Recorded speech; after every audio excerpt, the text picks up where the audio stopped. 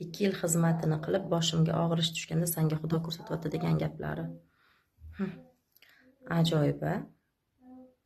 Alloh boshingizga ish tushganda sinov bergan. Yaxshi ko'rgan bandasiga sinov beradi. Shuni bir pasda endi qaynona joningiz mana shunaqa qilib gapirmasalar bo'ladi-yu. Mana shu yerda indamasa bo'ladi yoki bunaqa payti dalda bo'lish kerak-da. Hammasi yaxshi bo'lib ketadi. Siqilmang deyish o'rniga nimalar deb tashlashmaydi birov qizini kelin qilib olishga ovolatda oyog'ini uchida ko'radimi? Ba'zilari, hammasi emas, hozir kommentariyada toshlarni otib tashladi, sani nima ishing bor, sanga nima deb.